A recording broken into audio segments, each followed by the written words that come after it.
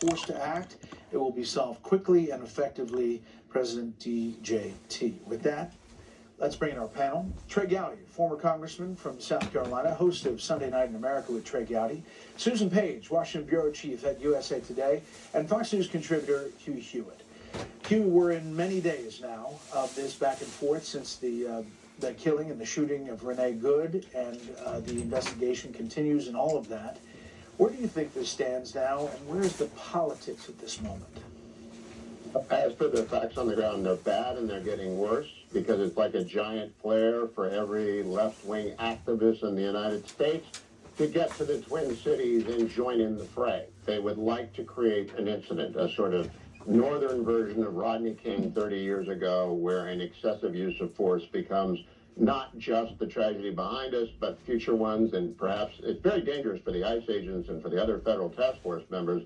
And I am wondering, is there not one responsible member of the Minnesota legislature or statewide elected office? I'm not counting on Jacob Frey to do anything responsible, but I think it's a very dangerous situation, and it's drawing left-wing activists like a magnet to Minnesota in the middle of the winter. Bad situation all around. Yeah, here is NPR, Susan. With limited political power, Minnesota Democrats navigate resistance to Trump. When President Trump took office last year for a second term, he vowed to curb legal migration and deport those who are in the U.S. without legal status. However, now, after nearly 1 year in office, Minnesota offers a prime example of how his administration is enforcing immigration policies in a blue state. While Democrats don't have many political options for stopping the increased surge of immigration, authorities in the state, they do have legal avenues they are pursuing. Where do you think this stands? Well, I agree that the situation in Minneapolis is very perilous.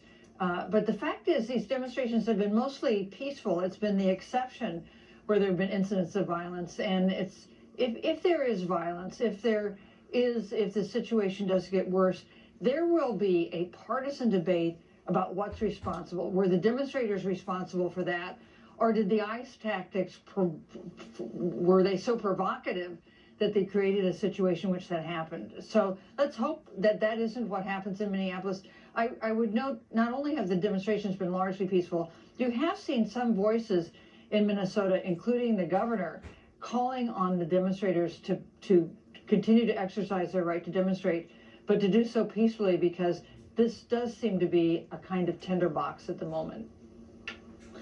Although the governor and the Minneapolis mayor, Trey, are now under investigation by the DOJ. Yeah, that little tiny thing called fraud. You know, I kind of separate the two. I think for all this actually presents a really good opportunity for small government conservatives to argue against big government programs, citing the Constitution. But you know, Brett, the Constitution only mentions a couple of things twice, but one of them is due process, because it's really important.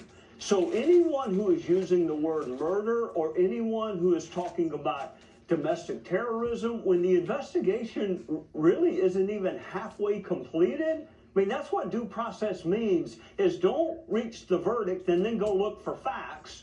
Do the investigation, and the most important thing is what was in the mind of that officer when he fired the fatal shot. And if you don't know the answer to that question, then you really shouldn't be opining on it.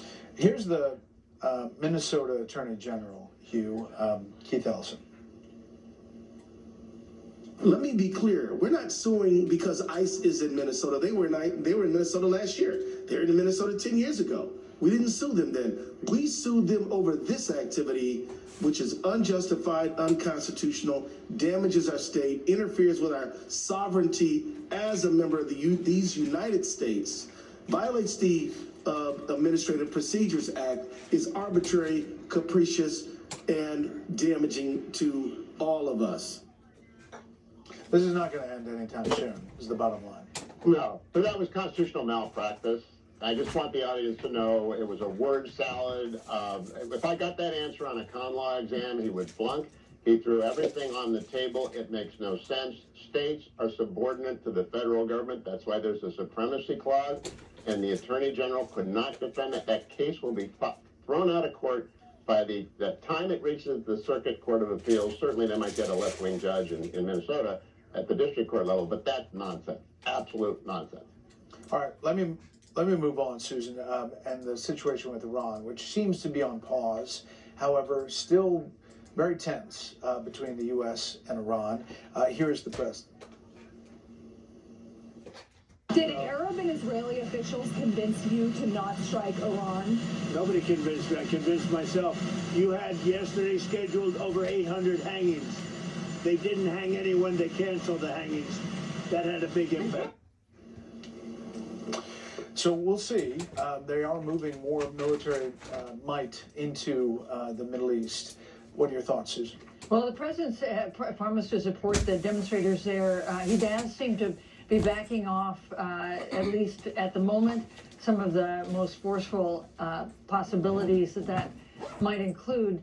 It is true that voices he listens to in the Arab world and in Israel are encouraging him not to bomb Iran, not to take the most drastic steps he might take because of the demonstrations there. And the president is right that Iran did back off some executions that had been expected to take place, and it's possible that his rhetoric, his threat of force, was one of the reasons that happened. So that would be good. This is the regime in Iran is in a bad place.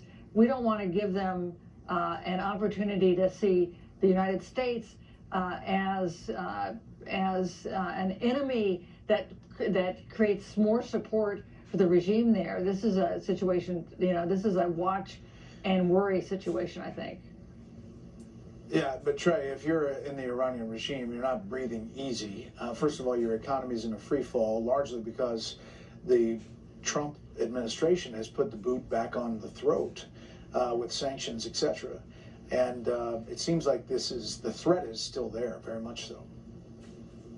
Oh, the threat is there, and it's not Israeli voices. I think he's well served by Marco Rubio and John Ratcliffe. But Trump makes the decisions, Brett. But you and I both know him, and he likes his head. So when people talk about cutting off his head, or the next time the bullet won't miss, I would advise taking a different tack with this particular president. That one's not going to work.